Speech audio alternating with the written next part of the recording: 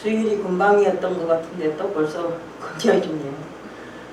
저는 오늘 누가복음 17장 17절, 누가복음 17장 17절,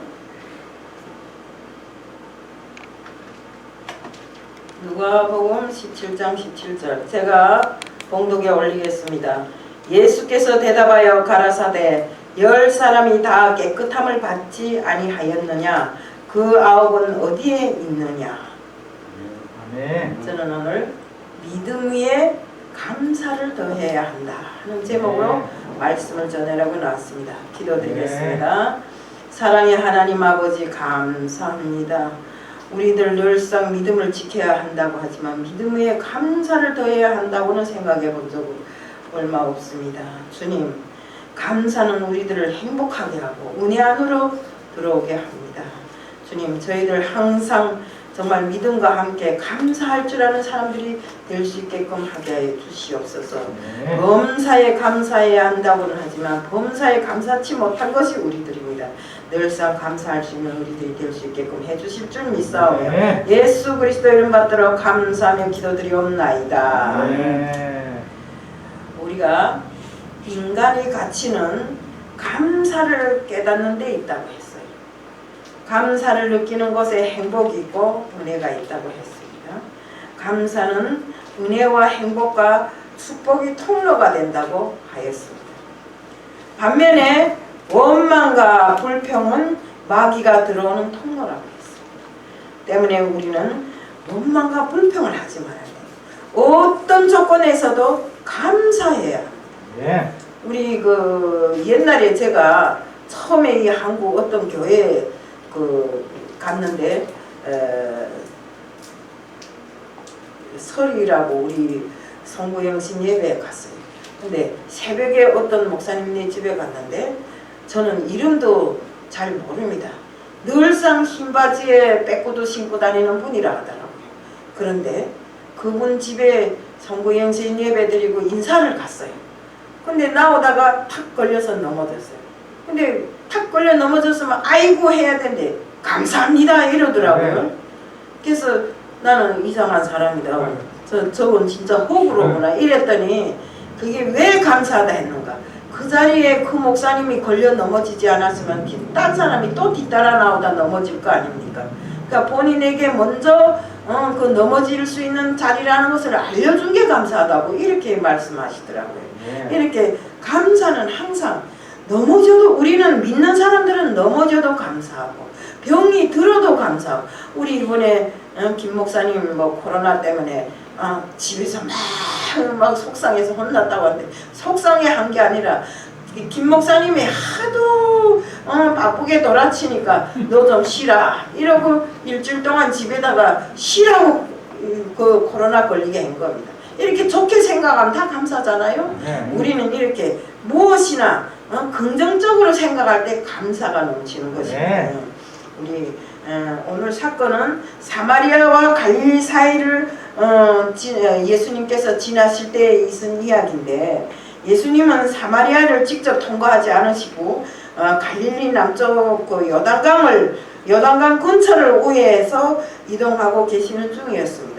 이 경로는 보통 유대인들이 예루살렘으로 가기 위해 택하는 경로입니다. 누가복음 17장 12절 13절에 보면요. 한촌에 들어가니 문둥병자 10명이 예수를 만나 멀리 서서 소리 높여 가르되 예수 선생님이여 우리를 긍휼히 여기소서 하거늘. 이들은 바로 나병 환자였습니다. 우리말로 문둥병 한센병이라고도 부릅니다. 이 병은 아주 무서운 병이라 피부 점막에 점막뿐만 아니라 안구의 발진과 함께 각종 염증을 일으키고 피딱지와 출혈 징후가 있어서 해당 부위의 감각을 잃어버리거나 또 반대로 과민하게 감각을 느끼게 되는 이런 전염병이라고 합니다. 옛날에 문둥병 환자에 대해서 아주 정말 무서운 소리를 조금 할 때 들었어요. 우리 어머니가 제가 좀 어렸을 때 좀 세찼어요. 남자처럼 그저 맨날 산에만 돌아다니고 바다에만 가고 강가에만 가고 이렇게 했어요. 그러니까 우리 그 산에는 가서 배고프니까 뭘 따먹는가 하면 아카시아 꽃을 따먹어. 그 아카시아 꽃을 따먹는데 이 아카시아 꽃이 제일 무서운 곳이 어딘가 하면 이래.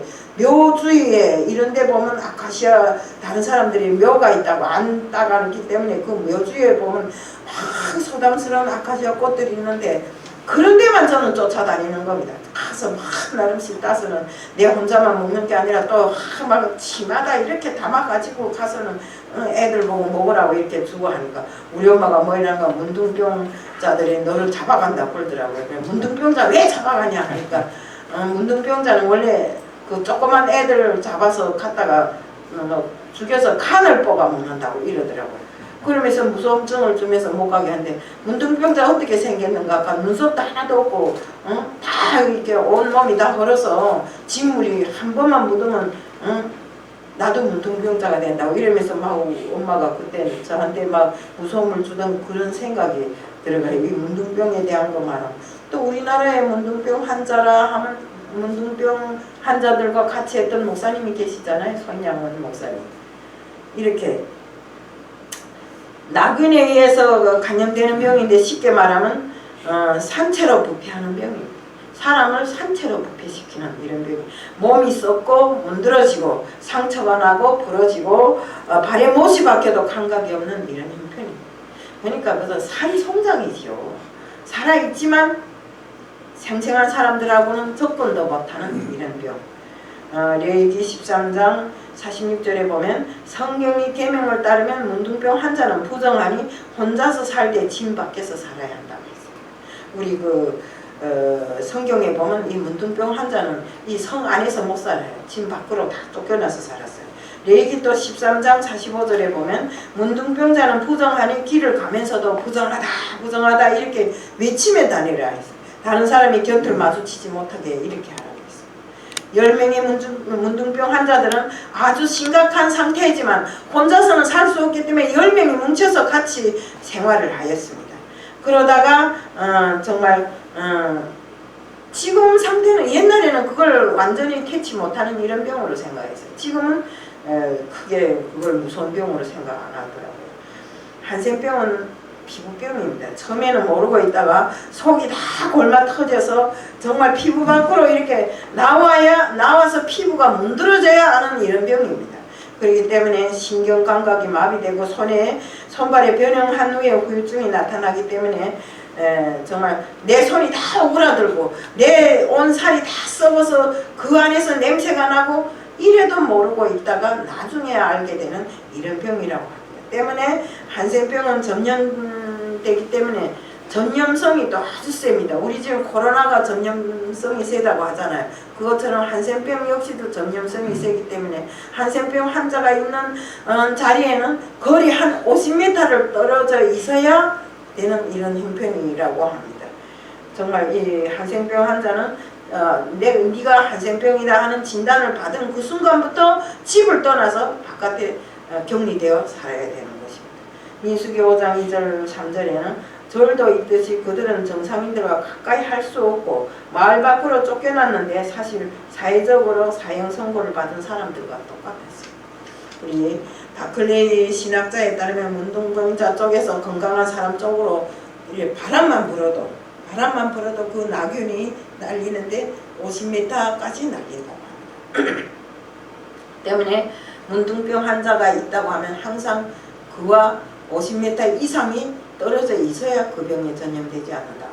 그들은 예수님이 지나가는데도 가까이 다가가지를 못하고 멀리서 큰 소리로 정말 예수 선생이요 우리를 긍휼히 여겨주소서 하면서 애절하게 호소를 합니다.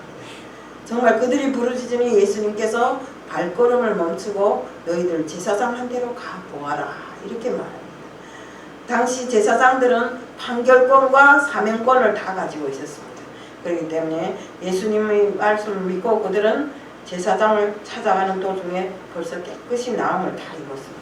이들의 공통점은 모두 믿음이었기에 주님을 믿고 제사장을 찾아가던 중에 10사람 다 고침을 받았습니다. 근데 중요하게는 그 10사람 중에 사마리아 사람 한 사람만이 예수님을 찾아와서 감사를 드린 것입니다. 우리 주님께서 그때 그 사람에게 10사람이 다 깨끗함을 받았는데 와 9명은 어디로 가고 너 혼자만 왔노 이렇게 이야기를 하시는 것입니다. 감사를 망각하고 그냥 집으로 돌아간 그 사람들이 마음도 이해가 되지만 오랫동안 병환에 시달리다 보니 가족과 떨어져 있고 이래서 집에 찾아간 건 분명하지만 그보다 더 중요한 것은 정말 자기들을 낫게 해준 예수님을 먼저 찾아가 감사해야 되는 것이 첫 번째 일이라고 생각합니다. 우리 그들은 우선순위를 망각한 때로부터 정말 예수님께서 그 10사람이 다 나음받았는데 9사람이 어디로 갔는가 찾게 만드는 것이 바로 오늘날 우리들이 아니겠는가 이렇게 생각해 봤어요. 예수님께서는 우리들에게 믿음을 주시고 은혜를 주시고 축복을 주시면서 늘상 우리가 바른 길로 살기를 원하고 감사하는 범사에 감사하는 삶을 살기를 원하는데 우리들은 무슨 일을 생기거나 잘 되면 내 탓이고 못 되면 남이 탓이고 이렇게 하고 살아가는 것이 우리들의 일상입니다. 우리 세상입니다. 우리 정말 누가복음 17장 17절에 주님은 감사를 망각한 9명을 찾고 있었던 것입니다. 9은 믿음은 있었으나 감사를 망각한데 문제가 있었습니다. 감사를 모르는 자일수록 원망과 불평이 많다는 것입니다. 부모를 잃고 고아가 되어서 거리를 방황하는 아이들을 데려다가 기른 한 장로님이 계셨습니다. 근데 그 장로님의 하루는 너무나 정말 서운한 감정에 사람들 앞에서 이야기를 하시는데 아니 자기네를 먹여서 키워주고 장성하게 해주는 장로님이 그토록 감사함을 모르고 그 장로님한테 있는 재산을 논아 안 준다고 법원에다가 고소를 하는 장로님을 상대로 소송하는 이런 사람들이 세상에 어디 있습니까? 그러면서 길러준 자식들이 재산을 나눠주지 않는다고 소송을 했다고 아주 서운한 기색으로 이렇게 나와서 말씀하시는 것인 것 같습니다. 감사를 모르는 자일수록 은혜를 모르고 사는 것입니다. 우리 한 해 동안 코로나로 어려운 시간을 보냈음에도 불구하고 우리를 지켜주시고 보호해 주신 하나님께 감사할 수밖에 없습니다. 다른 사람들이 정말 우리 보면 이 코로나 팬데믹 기간에 우리도 다 알잖아요. 가까운 사람들이 얼마나 많이 가셨어요. 저도 정말 제가 알고 있는 사람 중에 이 정말 꼽으라면 10손가락이 금방 꼽혀지더라고요. 이런 사람들이 코로나 팬데믹으로 인해서 정말 세상을 떠난 사람들이 있는데 정말 이런 속에서도 우리를 지켜주시고 강건하게 해주시고 정말 말씀을 전하게 해주시고 이 정말 교회에 나와서 우리가 복음을 전할 수 있게 해주신 너무나도 감사한 것입니다. 우리는 이것을 감사로 생각하고 살아야 됩니다. 우리 정말 새해를 맞으면서 감사를 고백했던 우리들 모두는 날마다 감사를 고백하며 살아가기를 축원합니다. 우리 이번에 2022년도에도 새해 예배를 드리면서 우리 하나님께 감사하기를 원하면서 우리가 예배를 드렸잖아요. 그때 그 생각대로 정말 1년 12달 내내 정말 감사하면서 살아가는 우리들이 되자는 것을 말씀드리고 싶습니다. 오늘 말씀 가운데 나오는 10명의 한생병 환자들의 공통점과 다른 점이 뭔가? 공통점은 뭡니까? 똑같은 믿음이 있었다는 겁니다. 하지만 다른 점이 뭡니까? 감사가 없다는 겁니다. 감사가. 우리가 누가복음 17장 17절에 보면 소리 높여 예수 선생이여 우리를 긍휼히 여기소서 하면서 지나가는 예수님을 불렀습니다. 그 불렀다는 말은 예수님이 자기들이 문제를 해결해 주겠다는 믿음이 있었기 때문에 부른 것입니다. 만약 믿음이 없으면 부르겠어요? 지나가거나 말거나 그렇죠. 주님은 찾는 이들을 보시고 주님은 걸음을 멈췄습니다. 주님은 걸음을 멈추게 한 것은 이들이 믿음이었던 것입니다. 누가복음 17장 14절에 보면 보시고 라는 말씀이 나오는데 이것은 단순히 문제만 보신 것이 아니라 그들이 믿음을 함께 보셨기 때문에 제사장에게 가서 너희들이 몸을 보이라고 이렇게 이야기를 했어요. 또 누가복음 17장 14절에 보면 주님의 말씀을 믿고 가는 도중에 깨끗함을 받은 자라고 이렇게 하였습니다. 신앙에서 중요한 것은 믿음입니다. 이들은 비록 주님께 가까이 할 수도 없는 한생병자였지만 인생을 포기하지 않고 우리를 불쌍히 여겨달라고 주님을 부른 것이 그들의 믿음이었습니다. 믿음 있는 사람은 희망이 있어요. 예수님께서는 그들이 부르짖는 소리를 들으시고 곧 그들의 믿음을 보시고 내가 원하노니 깨끗함을 받으라 이렇게 말하실 수도 있지만 주님께서는 그러지 아니하시고 제사장을 찾아가라고 하시는 것입니다. 인생을 살다 보면 질병도 만나고 실패도 하고 정말 고난이 찾아올 때가 있지만 절대 우리는 낙심하거나 포기하거나 정말 주저앉지 말고 그럴 때일수록 더 주님을 부리고 주님과 가까이 하기를 바랍니다.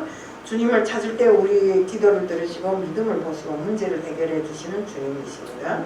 주님의 말씀을 믿고 가는 도중에 문제가 해결된 이 한센병 환자들처럼 오로지 주님을 믿음으로 대할 때 주님께서는 우리들의 믿음의 응답을 주시는 것입니다. 우리가 진정한 신앙은 주님의 말씀을 믿고 행동하는 것이고 말로만 하는 게 믿음이 아닙니다. 로마서 10장 10절에 보면 사람이 마음으로 믿어 의에 이르고 입으로 시인하여 구원에 이르느니라. 마음으로 믿는 것은 행동으로 옮길 때 하나님의 역사가 일어납니다. 여리고 성도 믿음으로 돌 때 무너졌고 요단강에 법궤를 메고 제사장들이 먼저 발을 담갔을 때 요단강이 갈라졌습니다. 우리 믿음이 행동화될 때 풍랑이 잔잔해졌고 병든 자들이 고침을 받았고 실패한 자들이 회복하게 되었던 것입니다. 제사장에게 보이라고 했을 때 그 말씀을 믿고 가다가 깨끗함을 바꾸던 것처럼 우리들 자신의 믿음이 중요합니다. 내 믿음대로 주님께서는 항상 앓는 이들에게 낫고자 하는 이들에게 뭐라 합니까? 내 믿음대로 될지라. 바로 내 믿음이 너를 낫게 했다. 이런 말씀으로 하잖아요. 그만큼 믿음이 중요한 것입니다. 그만큼 주님께서는 오늘 이 시간도 우리들에게 믿음을 가질 것을 요구하시니 우리는 모든 일을 믿음으로 생각하고 믿음으로 말하고 믿음으로 행동하시길 바랍니다. 또 하나는 믿음 위에 감사를 더해야 됩니다. 제가 오늘 말하고자 하는 기본 목적이 여기에 있어요. 누가복음 17장 15절 17절에서 같이 가던 자 10명 중 하나가 나은 것을 보고 하나님께로 돌아와 큰 소리로 영광을 돌리었다. 예수의 발 아래에 엎드려 살해하니 그는 사마리아인인데 예수께서 대답하여 가라사대 10사람 다 깨끗함을 받았는데 9은 어디에 있는가고 이렇게 예수님께서 물으셨어요. 감사를 망각한 9을 찾는 것입니다. 신앙은 믿음으로 끝나는 것이 아닙니다. 믿음 위에 우리가 감사를 더할 때 그 믿음이 더 크게 나타나는 것입니다. 9은 믿음이었지만 그러나 감사를 망각해버렸어요. 우리 신앙도 이와 같습니다. 어렵고 힘들 때 믿음으로 하나님을 찾으면 문제가 해결되면 우리는 또 정말 그 감사를 더해야 함에도 불구하고 감사를 망각할 때가 많습니다. 우리는 감사를 회복해야 됩니다. 우리가 회복해야 될 감사가 3가지가 있는데 우선 구원받은 것을 남들이 받지 못한 구원받은 것을 감사해요. 이스라엘 백성들이 애굽에서 양의 피를 문설주에 발라 구원해 주셨던 유월절을 지키며 감사를 드렸습니다. 예수의 피로 구원받아 하나님이 자녀된 것을 감사해야 됩니다. 수수감사절의 유래가 바로 여기서 나왔잖아요. 우리 1620년 11월 20일 102명의 신앙이 자유를 찾아서 메이플라워호를 타고 지금 미국의 매사추세츠주에 정말 도착했을 때 함께 떠났던 여러 명의 동료들이 오다가 고난 속에 풍랑 속에 죽었습니다. 정말 추위에 떨면서 세상을 떠났습니다.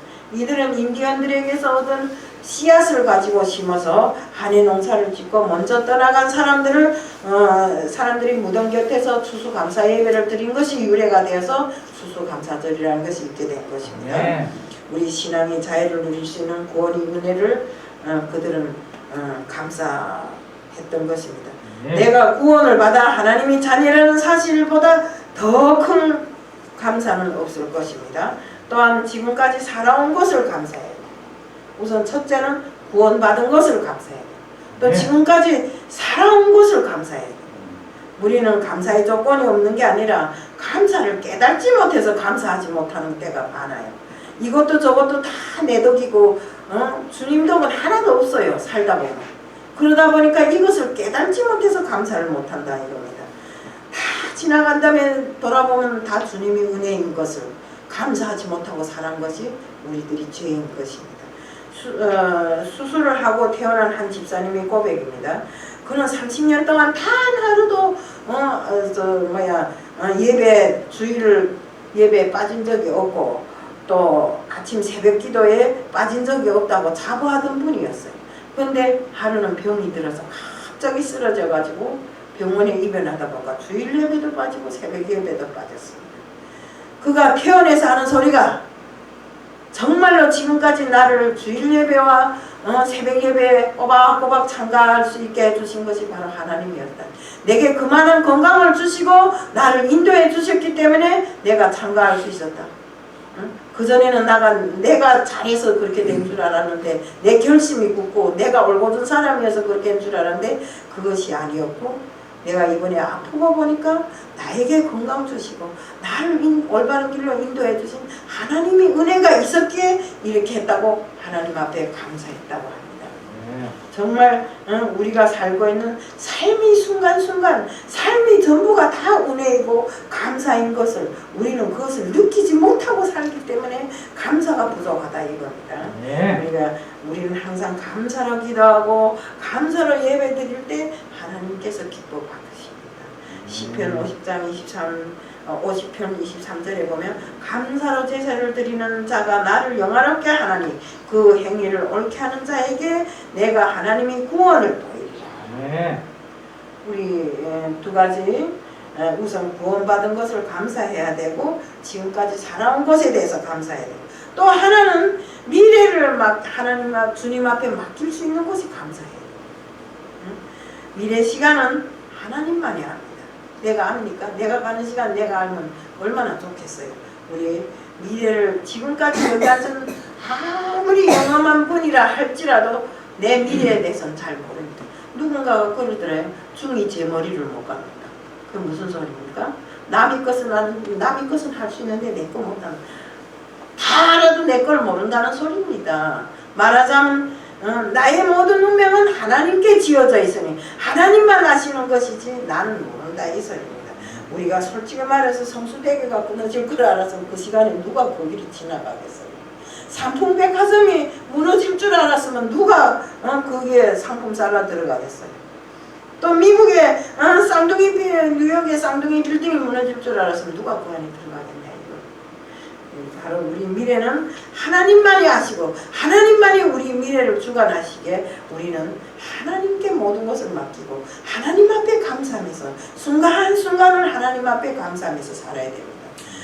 우리 정말 아브라함을 위해서 미리 순양을 예배해 놓으시고 정말 그 이삭을 바치려는 하나님 아브라함에게 절대 이삭을 죽이지 말라고 말씀하신 하나님, 그 하나님이 정말 은혜에 우리는 날마다 감사하며 살아야 됩니다. 모태에서부터 나를 예배하셨다고 하셨어요. 믿음에 감사를 다한 신앙인이 되기를 정말 진실로 축복합니다. 저는 항상 그랬어요. 모태에서부터 나를 예배하셨다 이 소리를 들을 때 처음에는 믿음이 없을 때는 그랬어요. 나는 무슨 우리 엄마가 믿지도 않았는데 내가 무슨 모태에서부터 그걸 받았겠냐 이렇게 생각했어요. 하지만 하나님은 창세전부터 내가 낳기 전부터 나를 아시고 나를 만드신 주님, 나를 아시고 나를 주님이 자녀라고 일컬음을 주시고 쓰여 먹으려고 그렇게 애타게 노는데도 요렇게 피하고 저렇게 피하고 요건 요래서 아니고 저건 저래서 아니고 정말 주님이 주위를 배하면서 뱅뱅 돌면서 살짝 건드렸다 또 놓치고 살짝 건드렸다 놓치고 이러하기를 정말 10년 이상을 헤매다가 주님 품에 들어왔어요. 들어오니 이렇게 좋은 걸 왜 그걸 누리지 못하고 살았는지 정말 모르겠어요. 우리는 사마리아인은 옛날부터 그 사람 취급도 못 받는 이방인이었지만 주님의 마음을 결국에 다시 돌아와서 주님 앞에 영광 돌리고 감사함을 해서 주님의 마음을 감동시켰잖아요. 정말 성경에 보면 은혜를 아는 자가 주님 마음을 감동시킨다고 했습니다. 마리아가 그렇게 했어요. 자기 그 오빠를 살려준 주님 앞에 정말 항상 감사하면서 정말로 옥합을 그 비싼 옥합을 깨뜨려서 눈물로 주님의 발을 씻겨드릴 때 정말 그는 감사하는 마음으로 했지, 감사하지 않으면 그 비싼 옥합 향유를 아까워서 어떻게 주님 발에 쏟겠어요. 그리고 또 마태복음 26장 13절에는 이 여인이 행한 일은 온전히 온 천하 어디에든지 이 복음이 전해지는 곳마다 기념하라고 칭찬하셨다고 했습니다. 바로 마리아가 한 이 모든 행동, 우리 보세요. 우리 성경에 마리아라는 그 이름 누구도 다 알고 있잖아요.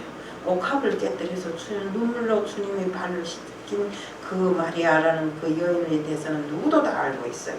우리 시렙다 과부 역시 그랬잖아요. 시렙다 과부는 다른 사람들이 정말 부자들은 많은 돈을 내고 큰 돈을 냈지만 그는 동전 두입을 딱 냈어요. 그렇지만 주님께서 뭐라 했어요? 그 누구보다 더 큰 돈을 냈다 했잖아요. 그는 자기의 전 재산, 전 있는 걸 다 냈다고 했잖아요. 이렇게 정말 생활이 전부를 드린 시렙다 과부를 칭찬하신 주님, 주님이 마음을 감동시킨 시렙다 과부처럼 우리들도 주님 앞에 섰을 때 내 마음이 전부를 다 드릴 수 있는 우리들 모두가 되어야 된다 이겁니다. 우리는 하나님께서는 또한 감사하는 자에게 영육이 치유를 보장해 주시고 보장해 주십니다. 우리 누가복음 17장 19절에 그에게 이르되 일어나 가라 내 믿음이 너를 구원하였느니라 하더라. 그게 누굽니까? 12년 동안 병에 시달리던 여자가 주님이 옷자락만 스쳐도 나을 것 같아서 딱 지었는데 주님께서 벌써 그 말을 하더라. 내 믿음이 너를 낫게 했다고 이렇게 이야기합니다. 우리의 하나님은 우리의 구원이 하나님이십니다. 정말 하나님은 사망에서 우리를 건져주시고 눈물이 골짜기에서 우리를 건져주시고 넘어질 때 보호해주시고 전쟁에서 보호해주시고 질병에서 건져주시고 또 원수들이 손에서 구원해주시고 모든 재난과 고통 중에 우리가 살아남을 수 있도록 구원해주시는 하나님, 또 풍랑에서 구원해주시고 우리들이 정말 겁먹지 않도록 항상 안위하시고 보호해 주시는 하나님이십니다. 이외에도 성경 기록에 보면 많은 역사들이 기록되어 있어요. 정말 9은 육체의 질병만 고침을 받았지만 정말 사람 취급 못 받던 사마리아인은 육체뿐만 아니라 영혼까지 전인격적으로 축복을 받았습니다. 우리 모두는 한센병자처럼 중요한 병에 걸려 있으면서도 안타깝게도 그런 병에 걸려 있는 줄을 지금 우리가 모르고 살고 있어요. 이 병이 비극적인 것이 스스로 그 썩은 냄새와 증상을 알아차리기 힘든 병인데 그런 질병과 죄에서 우리를 해방하기 위해서 예수 그리스도께서 우리 이 땅에 오신 것입니다. 영원한 죄와 저주에서 해방되라고 또 하나님과의 관계를 영원히 회복되게 해주시려고 예수 그리스도께서 이 땅에 오셔서 십자가에 달리시고 부활하시고 승천하신 주님이십니다. 예수께서 십자가에 죽으심으로써 우리의 원죄가 해결되었고 정말 오늘 정말 죽음에서 우리를 구원해 주신 것입니다. 죄로 인해 고통과 슬픔이 끊이지 않는 세상에서 정말 우리가 살지만 날마다 감사할 수 있는 이유는 바로 예수 그리스도의 십자가의 사랑이 우리를 지키고 있기 때문에 그 사랑으로 인해서 우리가 감사할 수밖에 없는 이유가 되는 것입니다. 우리는 감사는 축복의 통로가 됩니다. 우리 은혜를 감사로 깨닫고 사는 것입니다. 그렇기 때문에 반드시 오늘 저녁 딱 한 가지 기억하면 됩니다. 믿음에 감사를 더하자. 우리는 감사는 하나님께 영광 돌리는 일이고 믿음으로 산다고 하면서 감사를 망각한 9명이 남용한 자들처럼 되지 말고 영원히 정말 주님이 믿음에서 감사를 더하는 우리들 모두가 되자는 것을 말씀드리면서 오늘 말씀을 마칩니다. 아멘. 사랑의 하나님 아버지 감사합니다. 믿음에 감사를 더하는 것은 우리들이 살아갈 길입니다. 주님께서 우리들에게 모든 것을 해결해 주신 그 모든 은혜에 감사할 수 있는 우리들이 될 수 있게끔 해주실 줄 믿사오며 예수 그리스도 이름 받들어 감사하며 기도드리옵나이다.